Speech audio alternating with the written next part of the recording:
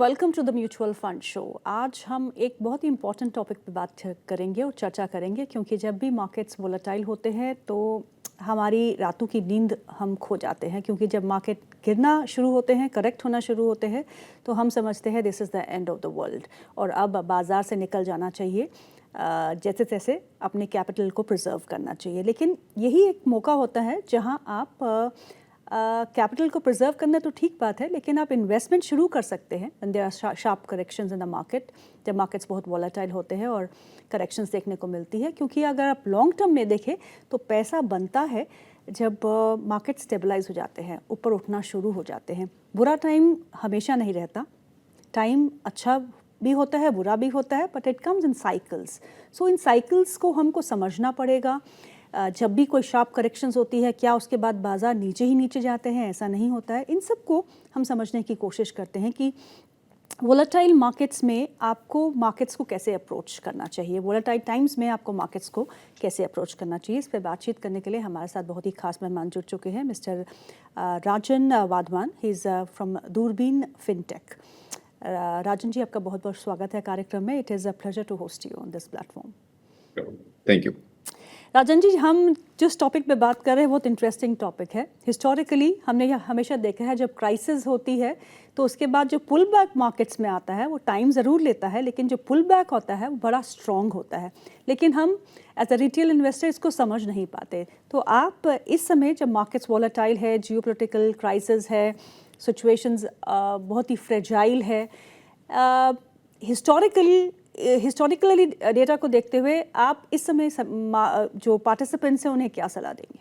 Time जो है challenging भी है और इंटरेस्टिंग भी है, क्योंकि volatility is the nature of the market. Market is never a straight line. ऐसा नहीं कि ऊपर ही जाएगी या नीचे ही जाएगी। Volatility is part and parcel of the stock market. कहीं पर भी, in fact for any asset category, वो वॉलेटिलिटी चाहे स्टॉक मार्केट में है, चाहे वो रियल एस्टेट में है, वो गोल्ड है, सिल्वर है, बॉन्ड्स हैं, हर जगह वो ऊपर नीचे होगा डिपेंडिंग ऑन द इवेंट्स। अब ये जो है to make money in market, specially अगर हम उसकी बात करें, उसका सिंपल है कि हम आंसर करते हैं, to make money you have to be in the market. आप बाहर बैठ के सोचेंगे कि मैं एक दिन टाइमिंग करूंगा, एंटर करूंगा, ये वॉर खत्म हो जाए, ये इवेंट खत्म हो जाए, ये इवेंट खत्म हो, कुछ और इवेंट आ जाएगा, फिर लोग एल नीनो की बात करेंगे, फिर बैड मानसून की बात करेंगे। तो रिस्क जो है वो सब तरह के हैं जो कि आते रहेंगे, फिर इलेक्शंस की बात होगी। तो आई थिंक वो चीज कभी कभी ऐसा नहीं कि एक दिन वो suddenly things will be all okay, but yes, to counter volatility, that is again not the whole objective. Objective is कि हमारे को जो हमारे गोल्स हैं उसके हिसाब से हमारे को प्लान करना है और एग्जीक्यूट करना है। तो best is to be in the market और इन्वेस्टमेंट करके रखेंगे depending on your overall profile. I think that is only thing which works. Rajan ji, अगर हम पिछले क्राइसिस को देखें, बहुत सारी क्राइसिस जो है अपने लाइफ टाइम में अभी तक देख चुके हैं। हालांकि अब जो न्यू इन्वेस्टर्स हैं उन्होंने अभी कोई भी क्राइसिस नहीं देखी। कोविड क्राइसिस के बाद मार्केट ऊपर भी जाता रहा, तो उन्होंने ये फर्स्ट ऐसी डीप करेक्शन है जो वो देख रहे हैं। पर लेकिन अगर हम पिछले क्राइसिस की बात करें तो पैटर्न क्या रहा है? और एक जो कॉमन हमने देखा है कि जब भी क्राइसिस होती है मार्केट संभलने में थोड़ा टाइम ज़रूर लेते हैं, लेकिन उसके बाद जो एक मूव होता है वो काफ़ी अच्छा और ज़ोरदार होता है। आप ठीक कह रहे हैं। अगर हम हिस्टोरिकली देखें तो मेरे को भी इंडस्ट्री में ऑलमोस्ट 27-28 ईयर्स हो गए हैं। मैं अगर इसी पीरियड की बात करूं जब से मैं ही इंडस्ट्री के अंदर हूं, तो जो नए इन्वेस्टर्स हैं जिन्होंने अभी शुरू किया है पिछले 5-6 साल में, उन्होंने कोविड वाला वो इवेंट देखा हुआ है। कोविड का जो करेक्शन आया था, ये क्रैश हुआ था कोविड में, वो देखा हुआ है। बट एक और क्रैश है जो कि काफी लोगों को याद है, जो कि 2000 में आया था, .com क्रैश कहते हैं या IT बबल क्रैश कहते हैं उसे। सो which was in 2000, right? So 25, 26, 27 years of the time period. इस 25-26 साल में 8 या 10 ऐसे मार्केट करेक्शंस हुई हैं या मार्केट क्रैश हुए हैं जो कि 10% से लेकर 40-50% तक के क्रैश हैं। कोई छोटा मोटा क्रैश नहीं है। और इन क्रैश में मैं जो ये 10 क्रैश बोल रहा हूँ मैं, जिसमें कि आपका कोविड भी है, फाइनेंशियल क्राइसिस 2008 में हुआ था, which was the sharpest crash, 65% हुआ था वो। ये तो हम जो वॉर का देख रहे हैं वो सिर्फ 5 या 10% की बात कर रहे हैं, वो मैं इसमें काउंट भी नहीं कर रहा हूँ, राइट? तो जो ये 10-12 क्रैश हुए हैं, उस क्रैश के बावजूद भी markets recover. So I think जो एक कहावत है, there is always light at the end of the tunnel. कि मार्केट का वो एक फेज है कि एक क्रैश होगा, मार्केट रिकवर करेगी। सो इन सब क्रैश के बाद भी जितने इवेंट्स हुए हैं अगले 6 महीने, 1 साल, 2 साल में markets had recovered. That is the live data, right? कि वो डेटा है जहां पर कि हमने देखा है इस क्रैश के बाद भी 6 महीने, 12 महीनों में, 18 महीनों में मार्केट्स ने वो तो रिकवर करा ही है जो नीचे गया है। जी। उसके बाद भी वो 10, 15, 20% की जो रिटर्न रैली हुई है वो हुई है। So it is just an event जो एक टेम्पररी इवेंट है। Crash is not a permanent thing, correction is not a permanent thing, it is part and parcel, and I think that has historically been done, and going forward also that is always the feel and the confidence that it's a passing phase. एक आमतौर पे हम ये सवाल investor से सुनते हैं कि वो कहते हैं कि एक हेल्दी करेक्शन और एक प्रोलॉन्ग बेयर मार्केट में क्या डिफरेंस है।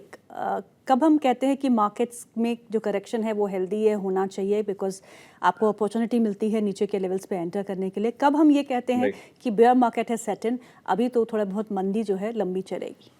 राइट, वहां तक कई बार डिस्कशन पहुंचती नहीं है, क्योंकि जब लोग करेक्शन की बात करते हैं तो फेयर आ जाता है और फिर करेक्शन करेक्शन दिखता है कि करेक्शन है। But yes, it is important to understand कि किस टाइप का करेक्शन है वो हेल्दी करेक्शन है या एक एक कोई और करेक्शन है जहां पर कि it is driven by the एक बैड इकोनॉमिक डेटा। तो जो हेल्दी करेक्शन होता है उसमें यह है कि या तो लोग प्रॉफिट बुकिंग कर रहे हैं, जैसे आप देखेंगे जब ये रैली जो 2022 में, 23 में, 24 में जो रैली हुई इन the last 4-5 years, that was a rally which was driven by good economic data, recovery हो रही थी पोस्ट कोविड एंड अर्निंग्स भी ठीक थे। तो लोगों ने उसके बाद फिर जब पैसा निकाला तो प्रॉफिट बुकिंग करी, इकोनॉमी ठीक थी, इट वाज जस्ट कि वैल्यूएशंस बढ़ गए थे। तो उसके बाद वो रिकवरी फेज में करेक्शन जो हुई वो करेक्शन उसके बाद आई। तो healthy correction is always positive in the sense कि प्रॉफिट बुकिंग कर रहे हैं लोग, और दूसरा मार्केट के जो फंडामेंटल्स है वो ठीक है, कि अर्निंग्स ठीक है, फंडामेंटल्स ठीक है। It is just the rebalancing which investors will do, whether वो स्टॉक मार्केट में है या म्यूचुअल फंड्स के अंदर है, वो रीबैलेंसिंग कर रहे हैं। वो हेल्दी करेक्शन है। दूसरा जो करेक्शन है जहां पर कि अगर वो डेटा वीक है, इकोनॉमी वीक है, बेयर फेस चल रहा है, then that can be little longer. वो चाहे वो डोमेस्टिक फैक्टर्स हैं या जियोपॉलिटिकल फैक्टर्स हैं, so that bear run or bear phase can be longer, which is not in control sometimes. सबसे बड़ी बिहेवियरल मिस्टेक्स जो इन्वेस्टर्स है वो क्या करते हैं ड्यूरिंग वोलेटाइल मार्केट फेज? बहुत कॉमन जो है, अब तो थोड़ा टाइम चेंज हो रहा है, specially in the last 5-7 years, specially जब लोगों ने ये थोड़ी सी इन्वेस्टर्स और इवन एडवाइजर्स और डिस्ट्रीब्यूटर्स मेड दोज मिस्टेक्स कि पैनिक हो गए और पैसा निकाल लिया। I think losing focus, losing your थोड़ा पैनिक होना, फोकस लूज करना, and then because negative news spreads faster, तो लोग थोड़ा सा जल्दी पैनिक हो जाते हैं। बट वो एक करना with so much of news and noise around, वो एक मिस्टेक हो जाती है। I think what we always tell, hand holding जरूरी है। तो कि आपका जो गोल है वो चेंज नहीं हुआ है। अगर 6 महीने मार्केट खराब है तो 6 महीने में अगले 6 साल या 10 साल आपका जो गोल का है वो चेंज नहीं हुआ है। It is just a temporary blip. So that I think exiting, panicking, or changing your profile of the investment is the most common thing which people do. चलिए हम कुछ ऐसे इन्वेस्टमेंट्स की बात करते हैं। जब भी मार्केट गिरती है तो लोग कहते हैं कि एसआईपी को रोक देते हैं और एसआईपी नहीं करते। कुछ लोग ऐसे होते हैं जो बोलते हैं कि अब मार्केट से पैसा निकालना बिल्कुल ठीक है, अभी हम पैसा निकाल के साइडलाइंस पे रहेंगे, जब मार्केट स्टेबल होगा उसके बाद हम एक बार फिर इन्वेस्टमेंट शुरू करेंगे। तो ये स्ट्रेटेजी सही है? ऐसे मार्केट्स में सही क्या है?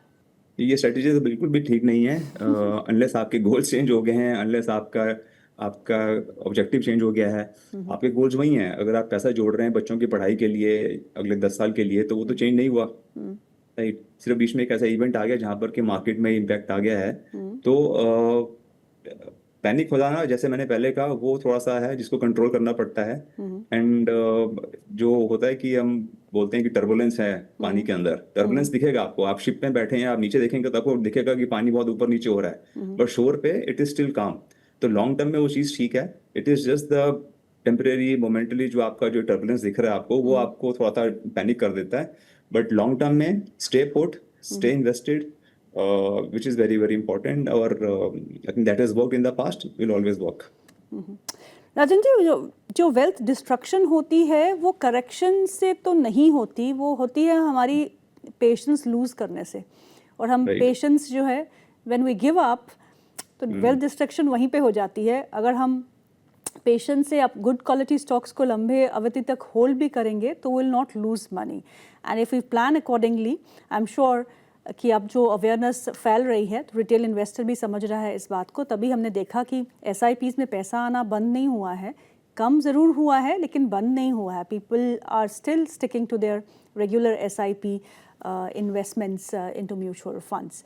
सो एक बात बताइएगा, जब मार्केट्स बहुत वोलेटाइल होते हैं हमको डाइवर्सिफिकेशन करना उस समय ज़रूरी हो जाता है क्या? एसेट एलोकेशन में कोई बदलाव करना चाहिए या फिर जो एसेट्स आपके पोर्टफोलियो में है आप उन्हीं को रखेंगे तो बेहतर रहेगा?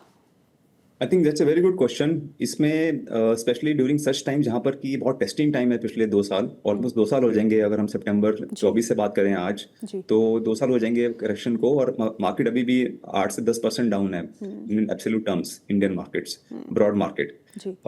तो ये जो एसेट एलोकेशन है वो पहले लोग इतना फोकस नहीं करते थे क्योंकि इस समय एक मार्केट वन में चल रही थी, तो you know that greed and fear, greed was always there कि हाँ ठीक है, मार्केट में सिर्फ मार्केट में रिटर्न ही बनता है, रिस्क तो कुछ होता ही नहीं है। सो एसेट एलोकेशन और indirectly risk management is very very important अगर आप पोर्टफोलियो बिल्ड कर रहे हैं। और diversification, risk management, asset allocation जो है वो बहुत इंपॉर्टेंट है, स्पेशली सच टाइम्स जहाँ पर कि आपको डाउनसाइड ही प्रोटेक्ट करनी है पोर्टफोलियो की, कि मार्केट गिरे अगर 10% और मैं गिरूँ अगर 2 या 4%, that is important. In A falling market how less you fall, at the same time opportunity आपको और जगह भी मिलती है, क्योंकि तभी आपका पोर्टफोलियो का एक एसेट एलोकेशन जो है वो पूरा कंप्लीट होता है। कि आपने देखा पिछले 2 साल में गोल्ड ऊपर गया, सिल्वर ऊपर गया, ग्लोबल मार्केट्स में US मार्केट्स ऊपर गए। आज तो इंडिया में सब इन्वेस्टमेंट, अब ये सारे ऑप्शंस हैं जो लोग कर रहे हैं diversify. Gone are the days when people would only talk of Indian funds and Indian stock market, but धीरे धीरे आपका emerging market, global market, commodities,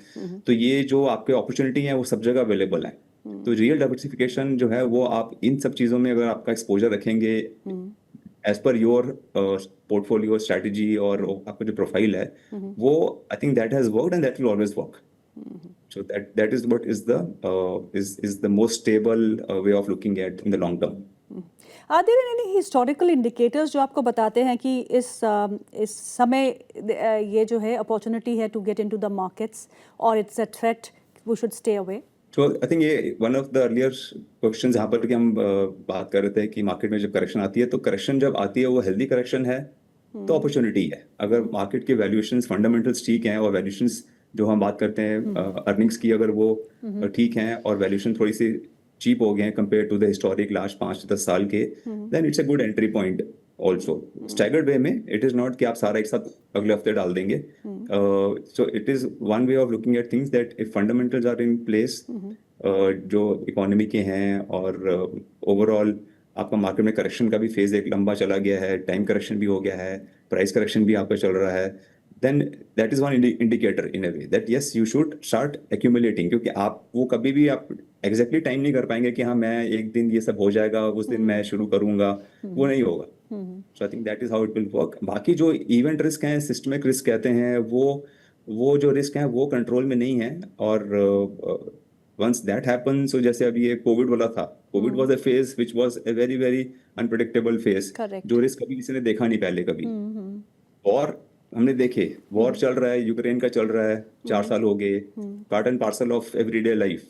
ये इजराइल का वॉर चल रहा है, 5% करेक्शन आई है, सो पैरेलली वो चल रहा है, पैरेलली इकोनॉमीज चल रही हैं। सो जो इवेंट जिसका बैकग्राउंड नहीं है, हिस्ट्री नहीं है, can be more unpredictable, but something which has a background, bad monsoon we know what happens, 2-4 महीने 5 महीने रूरल इकोनॉमी इफेक्ट करती है, but then there other growth engines available, उस हिसाब से आप पोर्टफोलियो को उस हिसाब से आप चेंज कर सकते हैं।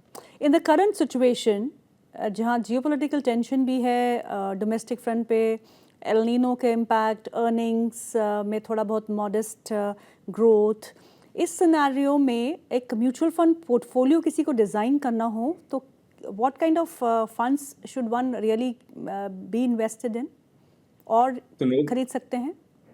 So no one answer to this question, क्योंकि ये तो एक तरह से होता है कि बेस्ट फंड कौन सा है, तो बेस्ट कुछ नहीं होता है। और अगर 100 लोग हैं तो 100 तरह के प्लान्स रहेंगे, हर एक की अपनी नीड है, but yes just to give you some answer to around it, अगर कोई फर्स्ट टाइम इन्वेस्टर है जो आज यंग है, उसको अपना पोर्टफोलियो बिल्ड करना है, फर्स्ट टाइम कर रहा है अगले 10-15 साल 20 साल के लिए, तो कोर बड़ा जरूरी है। The core foundation of the portfolio is very very important. Okay ऐसा नहीं कि आज मैं फर्स्ट टाइम करूंगा तो मैं स्मॉल कैप ले लूंगा, या मैं एक हेल्थ केयर फंड ले लूंगा, या मैं कोई इमर्जिंग मार्केट चाइना फंड ले लूंगा, वो नहीं।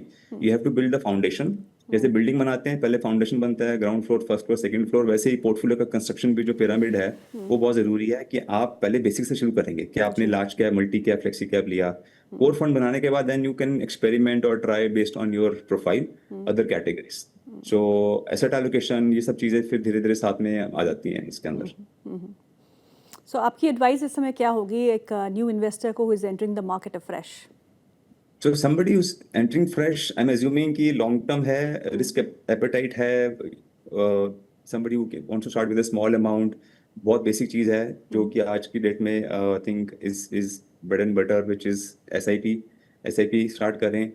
इमरजेंसी फंड रखें अपना एक अलग से साइड पे, क्योंकि इमरजेंसी कब आएगी नोबडी नोज, वो कल आए, अगले साल है, 10 साल के बाद है, but that emergency fund should be separate then your long term portfolio. कि कल को इमरजेंसी आए तो मैं लॉन्ग टर्म पोर्टफोलियो से उसको पैसे को निकाल के नहीं करूंगा, या मेरे को कुछ और अपना एक्सपेंस करना है, तो I will not disturb my retirement money और my education money for this. So important to have some goals around the portfolio. Start करने के बाद गोल प्लानिंग करना जरूरी है कि मेरे जो लॉन्ग टर्म 2-3 गोल्स हैं उस हिसाब से मैंने वो अपना जो SIP है कैसे उसको बाइफरकेट करा हुआ है। So it is important to have plan, goal planning, और उसको फिर ट्रैकिंग करना at the second third stage is also important. But yes, mutual fund, somebody who is fresh, has little knowledge, skills नहीं है, time नहीं है, go for funds through SIP route। Rajan ji, बहुत बहुत शुक्रिया आज हमारे प्रोग्राम में शामिल होने के लिए और ये बताने के लिए कि अगर आपको मार्केट से वेल्थ क्रिएट करनी है और इन्वेस्टमेंट से अपनी वेल्थ क्रिएशन की जर्नी शुरू करनी है और उसमें सक्सेसफुल रहना है, तो you have to be always invested, stay invested in the market, right sir? Right. Thank you so much. Absolutely. Thank you so Thank much you. For your Thank you for time. having me.